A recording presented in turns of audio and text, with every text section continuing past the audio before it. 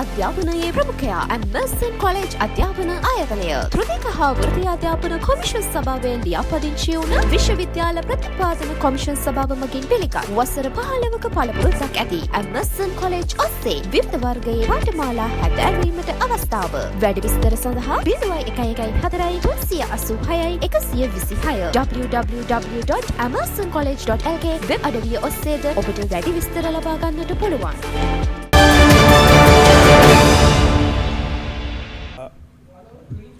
My speech was made easier by Mr. Mohammed because he mentioned many of the historical facts that are related to the evolution of this question. So, නමුත් අපි මේ ප්‍රශ්නය ගැන කතා කිරීමේදී අපි මුහුණ දෙන බරපතල ගැටලුවක් තියෙනවා. Your Excellency, there is a fundamental problem that we are confronting when we are discussing this crucial issue.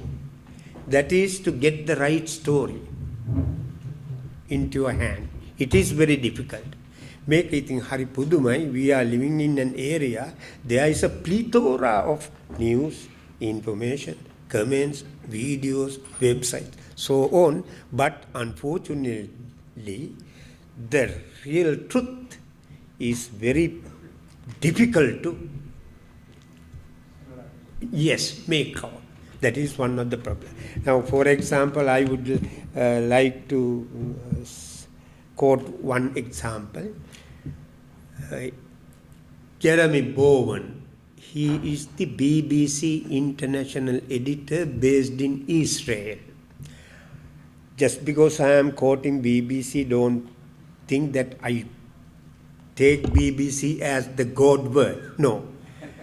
But he is a knowledgeable person in this matter. He says, no one has the full story. This is our problem. Why is that? The reason is, as I see, some of you may not believe, the major mainstream corporate media dominated by the rich, powerful countries are always biased.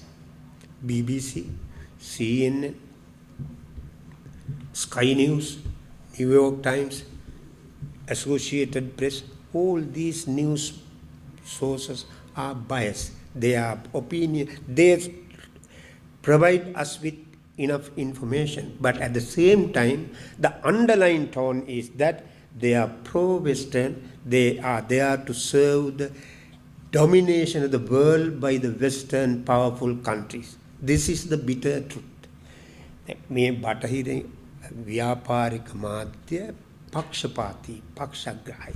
One example, you can remember in our own country, somewhere in 1986, I don't remember the exact year, 169 Muslims who were praying in a mosque in Kathankudi was brutally murdered.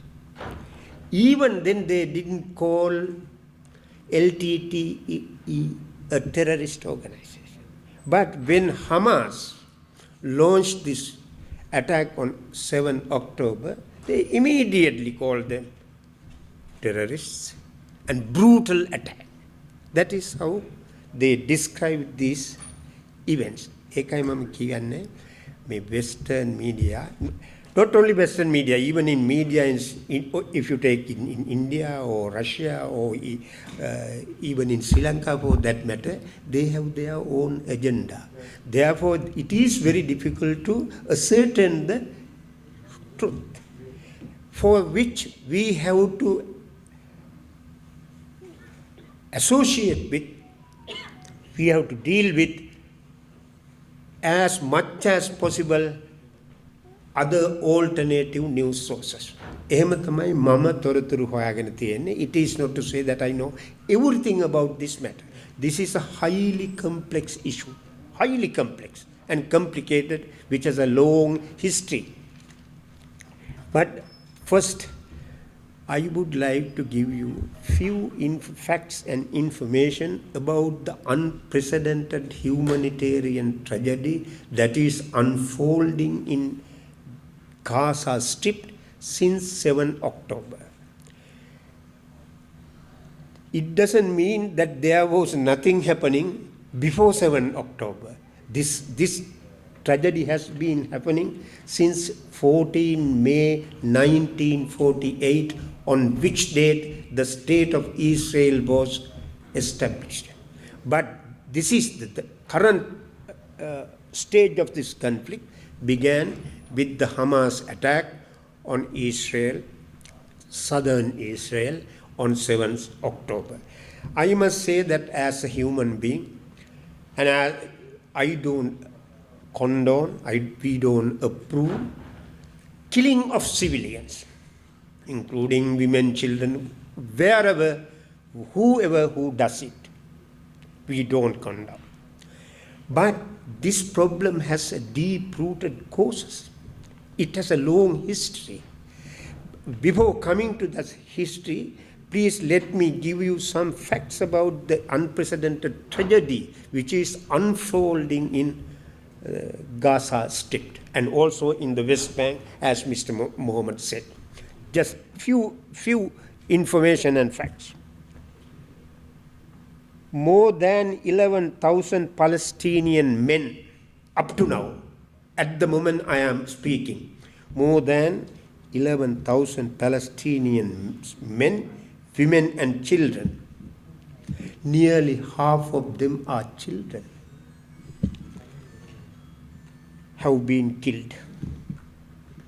Thousands more are buried under the rubble of the buildings which have collapsed as a result of continuous, relentless airstrikes by Israeli defense forces.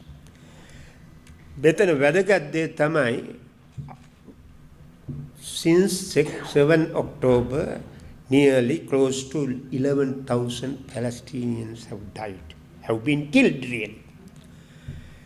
The Russian military operation in Ukraine, or the Russian invasion of Ukraine, began on 24th October 2022. Now it is about 21 months. During these 21 months, according to UN estimates, only 7,000 civilians have been killed. Then you can imagine the extent and magnitude of this crime. Ukraine යුද්ධය ආරම්භ වෙලා, it's a terrible war. මාස 21ක් according එක්සත් ජාතීන්ගේ සංඛ්‍යා ලේඛන අනුව එතම මේ සංඛ්‍යා ලේඛනත් හරිම නැහැ. නමුත් අපිට පිළිගන්න වෙනවා දැනට, since they are the only available sources of information. Such is the magnitude and the extent of this terrible tragedy. Number 2, no water, no fuel, no food, no medicine. Can you imagine?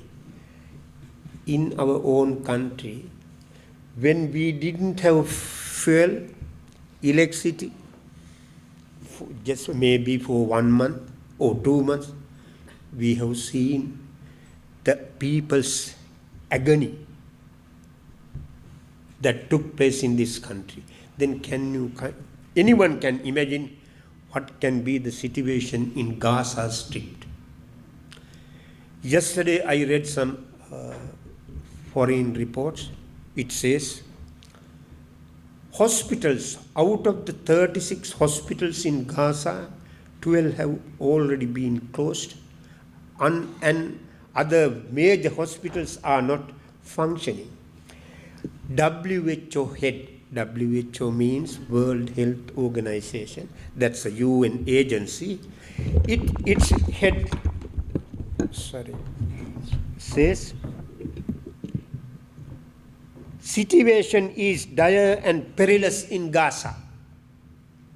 You know WHO head very well because he appeared over television during the COVID pandemic in our country and in other countries as well.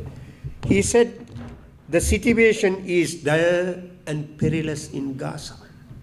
He further said the Al-Shifa hospital is not functioning anymore as a hospital. Just up to yesterday evening, according to what I have read, 39 newly born children who are in incubators might die because incubators cannot work without power, without electricity. So is the human tragedy that is unfolding in Gaza Strip. 45% of housing units have been destroyed. 45% of housing units. Gaza Strip is a very small area, the size of which is only 410 square kilometers. It is 41 kilometers long and 10 kilometers in width.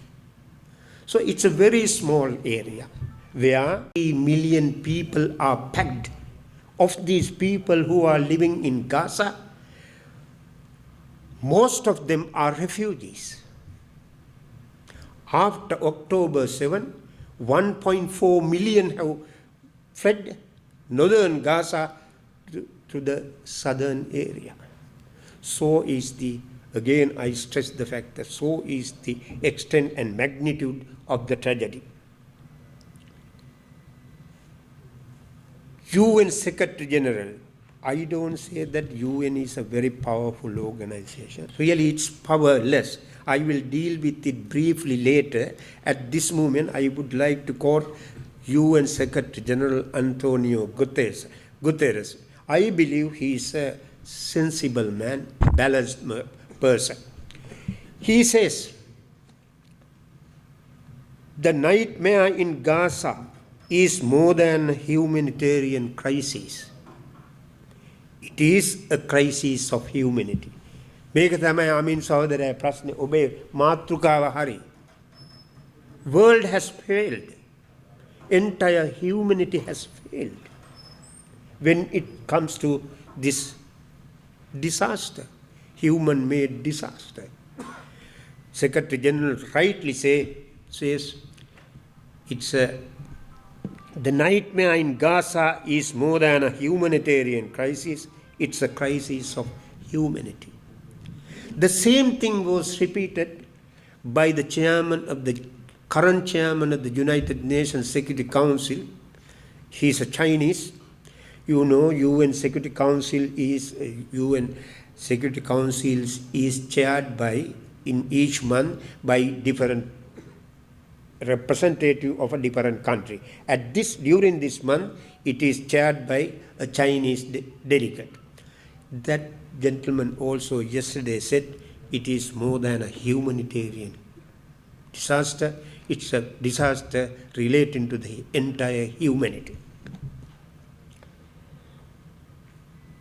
So I think that few facts more than adequate to understand the magnitude and the extent of the tragedy that is taking place in this small piece of land. What is this? In my view, it is not a matter of right to self-defense. When the Hamas attack happened on 7 October, Israel declared, and Israel's position was vehemently, ardently supported by the United States and other Western powers. Their position was that Israel is acting on the principle of right to defense. Yes, any country has the right to defense. If Sri Lanka is attacked, if its people are attacked, it is the duty of the state or the government to safeguard its people. But in this case, what is happening in Gaza, the war effort, the attacks taking place in Gaza far exceeds the limits of the principle of right to defense. Yes. The mage position එක ඊශ්‍රායලය තමන් ගැන කියනවා අපට ආරක්ෂාව සඳහා අයිතියක් තියෙනවා. ඔව් තමන්ගේ මිනිස්සු මැරුවොත් ඒ රටේ ආණ්ඩුව ඒ අය ආරක්ෂා කරන්න ඕනේ ඊට අවශ්‍ය පියවර ගන්න ඕනේ.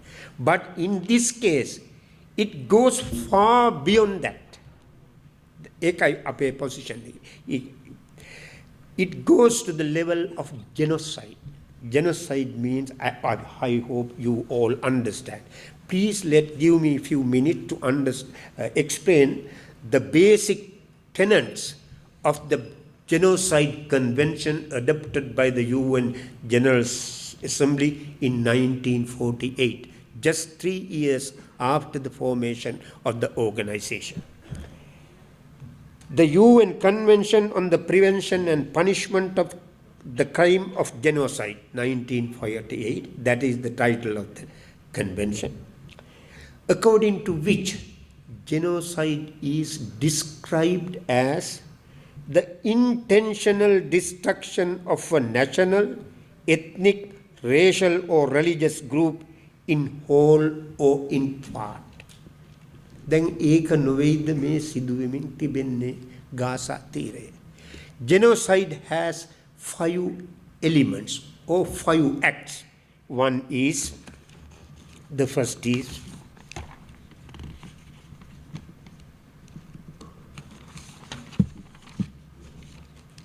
killing members of the group.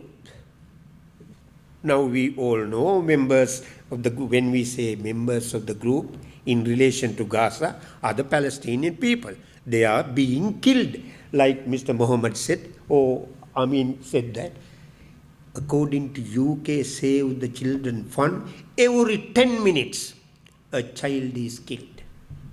Can you imagine? Every 10 minutes.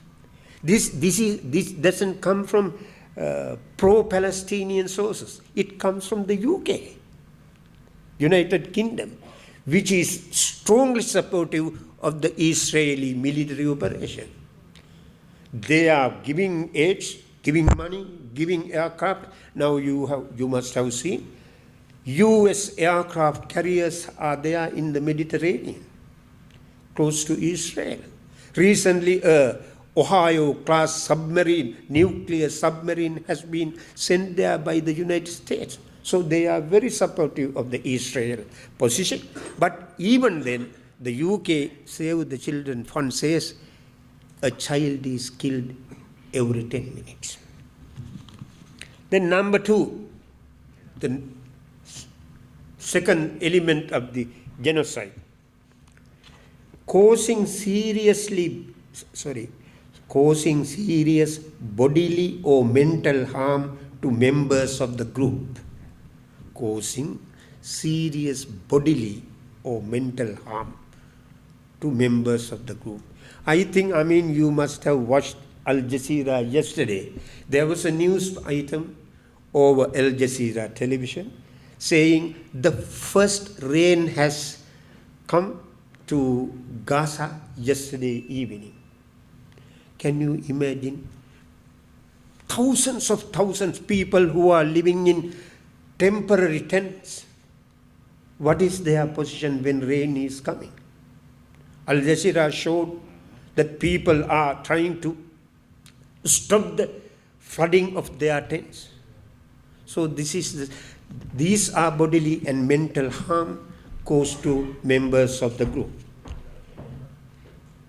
Then number 3, deliberately inflicting on the group conditions of life calculated to bring about its physical destruction in the whole or part. Number 4, imposing measures intended to prevent births within the group. Now it is happening. Children are being killed, and now we have reports, even from Western sources, women are giving birth to children without having painkillers. Caesarean surgeries are being done without anesthesia. This is the situation there. This is collective punishment. If I do something wrong, no one has the right, even the government, to kill my father, mother, children, and my wife. It is collective punishment. It is against humanity. It is against basic tenets of justice. Then number 5, forcibly transferring children of the group to another group.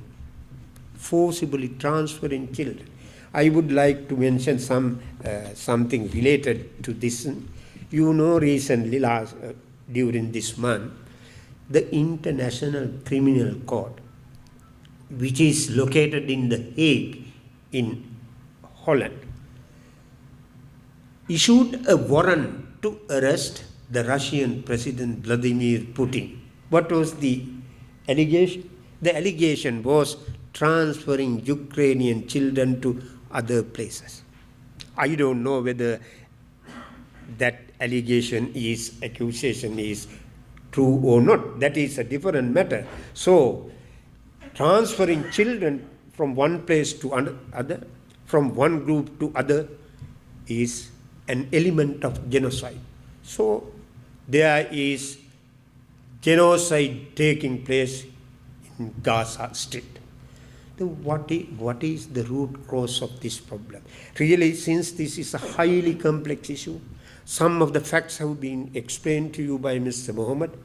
I also don't know everything, but even the things that I know cannot be said here within this short period. But I say, this is my opinion. This is not whims and fancies. My opinion based on my studies. Everything I say here, you can verify them whether they are true or not. I will give you the sources as well. The root cause is the imperialist project to dominate the world. First by the British, the United Kingdom, then by the United States after the end of the Second World War. This is the tragedy. This is the real root cause of this terrible human tragedy. Mr. Mohammed mentioned the inception of this problem. I also believe the inception of this problem is the Balfour Declaration. Arthur Balfour, then UK British Foreign Secretary, he was a British Prime Minister as well. Arthur Balfour, on 2nd November 1917, wrote a letter to Walter Rothschild in UK. He was a Jewish leader, stating, he explained that the United Kingdom will establish a national home for Jews in the land of Palestine. My question is this, if I am wrong, please tell me. Do I have the right to build a house for my child in your home garden, in your estate, on your land? United Kingdom or Britain, which is in one corner of the world, promises the Jewish community in Britain to establish a national home in some other people's land. That is how this tragedy began, really. Not only they do that, as Mr. Mohammed very clearly explained, they promised, we will do that. And Lord Balfour once said, we will not seek the opinion of the Palestinians. Now please see, gentlemen, these are the very people who talk about democracy. These are the very people who talk about human rights. So they promise the Jewish community to establish a national home for Jewish people without seeking the opinion of the people who are living on that particular land. That is why I say this is an imperialist project to dominate the world. Yes, these imperialist powers, they want to keep their hegemony over the entire humanity.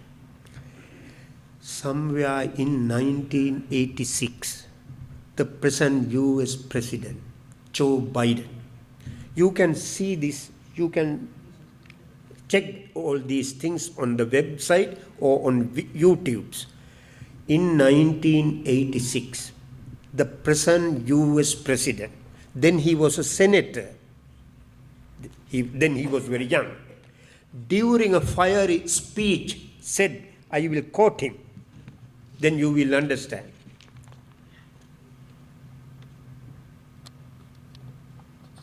If there were no Israel, the United States would have to invent Israel to protect its interests in the region. ඊශ්‍රායලය කියලා එකක් තිබුණේ නැත්තම් ඇමරිකාවට සිද්ධ වෙනවා ඊශ්‍රායලයක් නිර්මාණය කරන්න. මොකටද? ඒ කලාපයේ තමන්ගේ interests රැක ගැනීම සඳහා. What are these interests?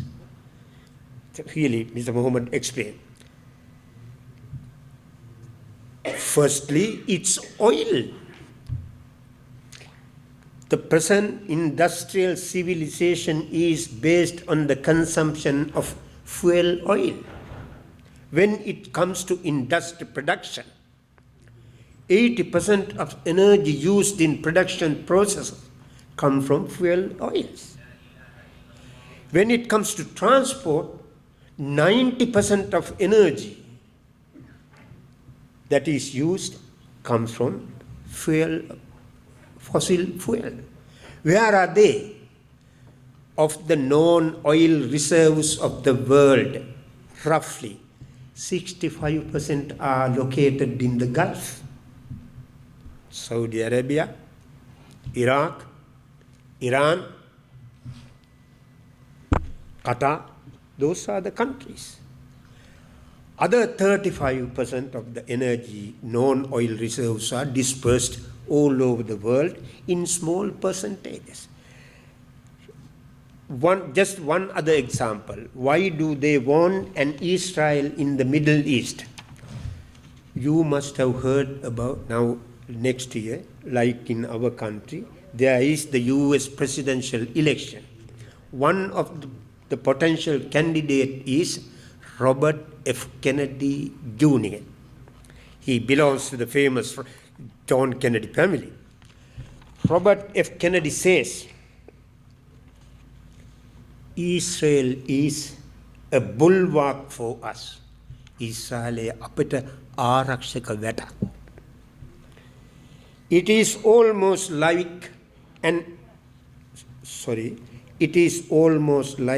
having an aircraft carrier in the Middle East. මැද පෙරදිග ඊශ්‍රායලයේ තියෙන එක මැද පෙරදිග aircraft carrier එකක් තියෙනවා වගේ. මං හිතන්නේ මේ මහත්තුරු හැමෝම දන්නවා what is an aircraft carrier is. ඇත්තටම මෙහෙම කියමනක් කිව්වා ඉන්දියාවේ ආරක්ෂක උපදේශකයා ලංකාව ගැන. එයා ඒක ලංකාව සමාන කරෙත් Sri Lanka is an permanent aircraft carrier in the Indian Ocean. ඒක තමයි ශ්‍රී ලංකාව ලෝකේ බලවත් රටවලට ඕන වෙලා තියෙන්නේ. That's a different story. But here I hope you got the point. Robert F. Kennedy bluntly says, he very directly, bluntly says, Israel is a bulwark for us. It is almost like having an aircraft carrier in the Middle East.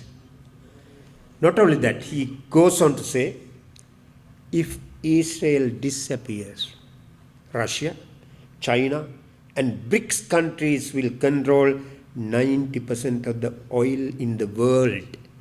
And that would be cataclysmic for US national security. මෙතන තමයි ප්‍රශ්නේ තියෙන්නේ. Not because they love Jews or they love Israel, but there is another factor. the Jewish community is very, very strong in the United States. Very, very strong. They are rich, super rich, and also powerful. They run the US military industrial complex to a large extent. Very powerful community in the US and also in other European countries. But that is not the crux of the problem. The requirement is that they need Middle East Gulf oil for their economies to run. The population of the US is only 5% of the world population. But the energy consumption of the United States is 25% of the world total. Where does that come from? They come from the Gulf. That is why they divide the Gulf countries. Divide and rule. You may have heard that they have entered into some agreements which are called Abrahamic Accords in 2020 and 2021. Result of Abrahamic Accords, some of the Gulf countries are aligned with the United States. One is it's very well known, United Arab Emirates. So they divide the Arabic countries, Muslim countries, for their own benefit. So this is the major requirement, this is the main crux of the problem as I understand. So what can we do? A human tragedy is unfolding, happening.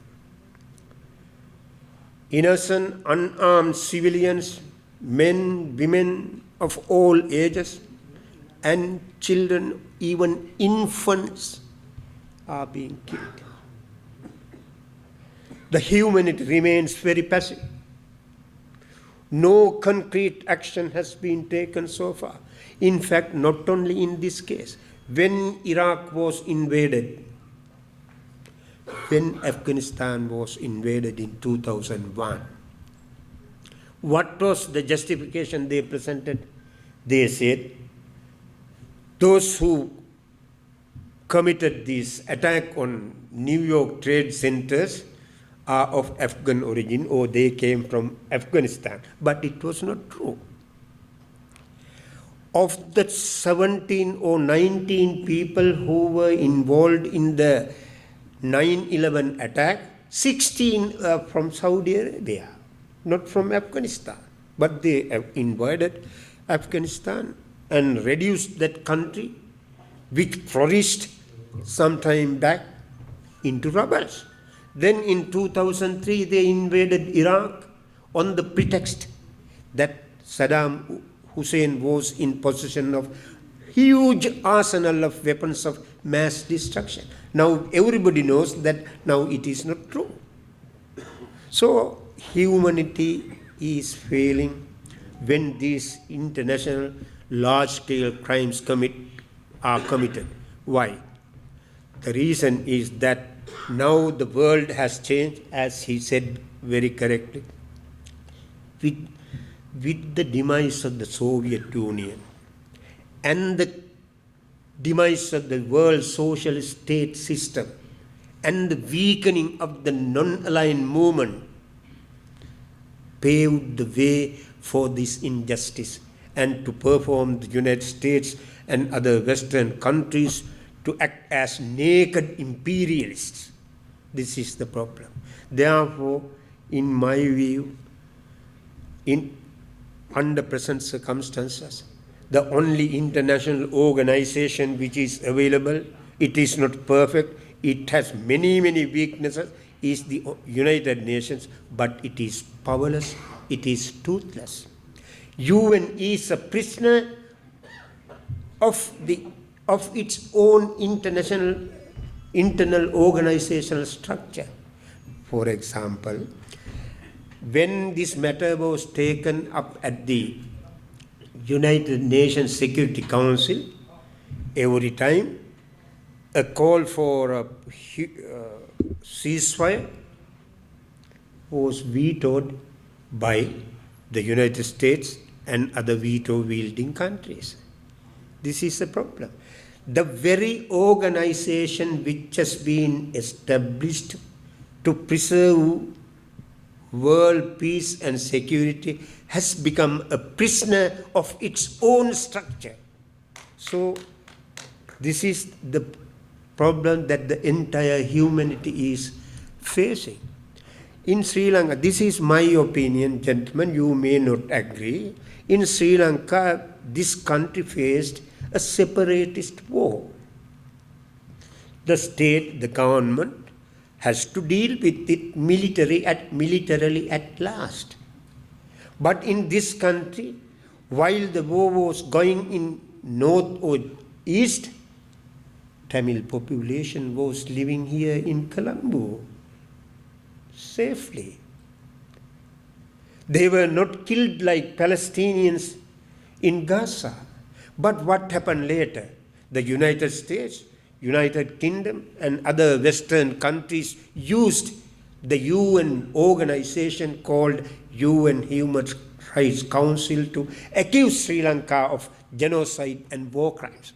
In this case, war crimes are being committed almost on a daily basis, but no one is doing anything. No one is capable of doing anything. Not only that, these Western leaders look at this tragedy in a very cynical attitude. I just quote a statement by President Biden. You must have seen, I don't have to tell you. President Biden said once recently, I don't believe whether these civilian casualties are really true. එයා කියනවා එයාට විශ්වාස නැල්ලු ඒ ගැන. ඒ විතර නෙමෙයි එයා ඊළඟට කියනවා I am sure innocents have been killed and it is the price of waging war. For him, killing babies is a price for waging war. This is stated by the leader of the world's #1 economy and the world's most powerful country in terms of military might. So at present the humanity is, I think, helpless. Weak countries like Sri Lanka and others can only express their view, opinion. Recently I have seen that about 159 members of parliament have submitted a petition or some memorandum to the UN office in Colombo and His Excellency the Ambassador giving their opinion. Other than that, at present, really no country is taking any concrete measure not to help Palestine, at least to help the carnage, the massacre that is happening on a daily basis during day and night. So I think, in my view, it will take a long time to realize justice, not only for Palestinian people, but for all the entire humanity. But we should not get discouraged. We should not be pessimistic. I think people have to be educated. They must be told the truth and they must be encouraged to come forward. Really, this is not happening in our country. I don't know why. In Western countries, in London, Paris, New York, in other Western cities, thousands of people. Sometimes in London, there were demonstrations. According to Western BBC reports, nearly more than 300,000 people have participated. Almost all of them are young people. Not all people like us. But unfortunately, in our country, the whole society is depoliticized. The young generation is depoliticized. They don't know what is happening in other countries, not only in other countries, even in their own country. We are facing at present. So my view is that without getting discouraged, we people like us and journalists and clergy and enlightened politicians must take the lead to inform people, to encourage people to protest and to seek justice, if not today, at least tomorrow or sometime in the future. With that, I express my solidarity. It won't help, I know, but as a human being, with the Palestinian people who are suffering, who are being killed, who are being massacred. Thank you, gentlemen. With that, I conclude my very brief presentation.